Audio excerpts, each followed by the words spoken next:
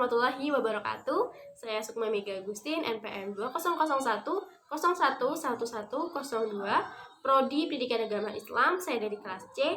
Di sini saya akan mempresentasikan tugas pertemuan ke-7, yaitu jurnal tentang kalimat dan unsurnya, sebagaimana tugas individu pada mata kuliah Bahasa Indonesia. Baik, langsung saja saya akan mempresentasikan jurnal yang telah saya buat. Untuk deskripsi jurnal ini saya buat mengacu pada 5 sumber yang telah saya tulis di daftar pustaka. Kemudian untuk judulnya sendiri sesuai dengan tugas yang diberikan di e-learning, yaitu kalimat dan unsurnya. Terdapat 9 halaman dari cover sampai dengan daftar pustaka. Baik, kita masuk pada abstrak, di mana pada abstrak seperti biasa saya menjelaskan ide gagasan yang paling utama yang mencakup dari keseluruhan jurnal yang saya buat, dan saya menjelaskan serta menggambarkan secara umum tentang mengapa pembaca perlu membaca jurnal ini. Seperti itu. Kemudian di sini juga ada kata kuncinya, yaitu kalimat, unsur-unsur, dan bahasa. Selanjutnya adalah bab pertama atau bab 1, yaitu pendahuluan. Pada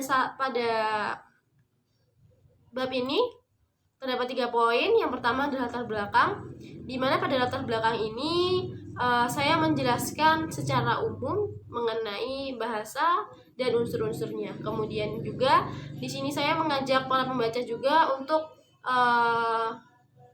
segera sadar dan menggerakkan pemikiran untuk mempelajari dan untuk sama-sama belajar mengenai kalimat dan unsur-unsurnya, sehingga tidak terjadi pemahaman-pemahaman yang salah ketika kita belajar bahasa Indonesia. Kemudian yang kedua adalah rumusan masalah. Berdasarkan latar belakang yang telah saya buat pada di atas ini, saya merumuskan ada 2 pertanyaan yang nantinya akan kita kaji pada bab pembahasan. Yang pertama adalah apa yang dimaksud dengan kalimat, kemudian apa yang menjadi unsur-unsur pembentuk kalimat. Kemudian seperti biasa terdapat tujuan penulisan, di mana pada tujuan penulisan ini yang pertama adalah mengetahui definisi dari kalimat, yang kedua mengetahui unsur-unsur kalimat. Selanjutnya bab kedua, yaitu pembahasan, di mana pada pembahasan ini kita menjawab dan kita menjabarkan serta menguraikan pertanyaan-pertanyaan yang ditanyakan atau yang akan dikaji pada bab yang kedua, yaitu tentang rumusan masalah. Yang pertama adalah pengertian kalimat. Kalimat merupakan susunan kata-kata yang membentuk arti dan terdiri dari minimal subjek dan predikat. Menurut KBBI atau Kamus Besar Bahasa Indonesia, kalimat adalah kesatuan ujar yang mengungkapkan suatu konsep pikiran dan perasaan. Selanjutnya di sini juga saya menjelaskan mengenai pengertian kalimat lewat beberapa pengertian yang telah disampaikan oleh beberapa ahli. Kemudian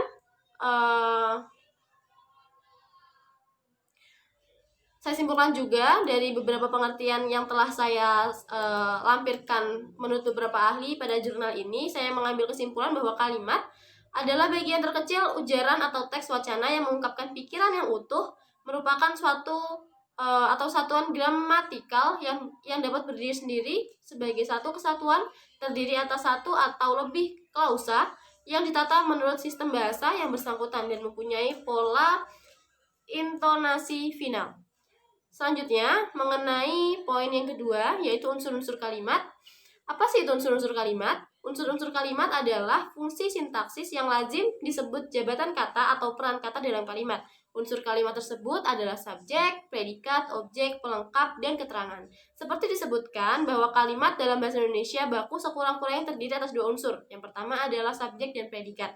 Unsur-unsur yang lain, yaitu objek, pelengkap, dan keterangan lainnya, kehadirannya tergantung dengan konteksnya. Kemudian, apa itu subjek? Subjek adalah bagian kalimat yang menunjukkan menunjukkan pelaku, tokoh, sosok, suatu hal atau suatu masalah yang menjadi pokok pembicaraan. Kita sudah ketahui mengenai subjek. Intinya subjek adalah mereka yang menunjukkan pelaku pada kalimat yang sudah memiliki unsur yang jelas seperti subjek dan predikat. Kemudian yang kedua, predikat. Apa itu predikat? Predikat adalah bagian kalimat yang memberitahu melakukan tindakan atau dalam kegiatan sebagaimana subjek, pelaku, atau benda di dalam suatu kalimat. Selain memberitahu tindakan atau perbuatan subjek, predikat juga dapat menanyakan atau menyatakan sifat, situasi, status, ciri, atau jati diri subjek. Kemudian yang ketiga adalah objek. Objek merupakan salah satu fungsi di dalam kalimat yang kehadirannya tergantung pada jenis predikatnya. Selanjutnya, yang keempat adalah pelengkap. Seperti halnya objek, pelengkap adalah unsur kalimat yang kehadirannya juga bergantung pada predikat. Letak pelengkap umumnya di belakang predikat yang berupa verba. Selanjutnya adalah keterangan. Karena kita ketahui pada unsur-unsur kalimat terdapat subjek, predikat, objek, pelengkap, dan keterangan. Keterangan adalah bagian dari kalimat yang menerangkan beberapa hal mengenai bagian kalimat yang lainnya. Unsur keterangan ini menerangkan subjek, predikat, objek, dan pelengkap. Keterangan ini memiliki posisi mana suka. Artinya, posisi keterangan dapat berasal di awal, di tengah, atau di akhir kalimat. Selanjutnya adalah bab ketiga, yaitu penutup. Pada bab ini terdapat 2 poin. Yang pertama adalah kesimpulan, dan yang kedua adalah saran. Kesimpulannya, kalimat adalah kalimat adalah satuan bahasa terkecil yang mengungkapkan pikiran yang utuh, baik dengan cara lisan maupun tulisan. Kalimat selalu kita ucapkan ketika kita berbicara kepada seseorang. Di dalam kalimat itu sendiri terdapat tata bahasa dan tata cara pengucapannya. Kalimat merupakan satuan bahasa terkecil dalam wujud lisan atau tulisan yang mengungkapkan pikiran yang utuh. Dalam wujud lisan, kalimat diucapkan dengan suara naik turun, dengan keras lembut, dijeda, disela, dan diakhiri dengan intonasi di akhir. Kemudian untuk yang kedua, adapun unsur-unsur kalimat seperti terdiri atas subjek, predikat, objek, pelengkap, dan keterangan. Selanjutnya adalah saran.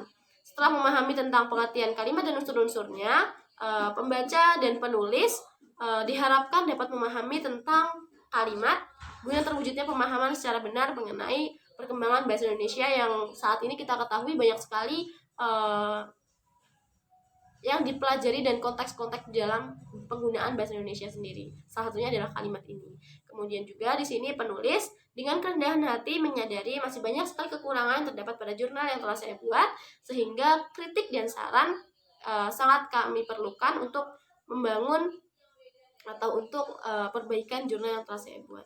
Selanjutnya adalah daftar pustaka. Di mana pada daftar pustaka saya melampirkan beberapa sumber yang sudah saya ambil untuk pedoman pembuatan jurnal saya, yaitu bersumber dari 5 referensi, terdiri dari e-book, dari jurnal yang ada di internet, kemudian dari buku, dan lain sebagainya. Oke, baik, terima kasih. Mungkin itu saja yang dapat saya sampaikan pada kesempatan presentasi pertemuan ke-7 ini. Mohon maaf apabila terdapat kesalahan. Saya akhiri. Wabillahi taufiq wal hidayah. Wassalamualaikum warahmatullahi wabarakatuh.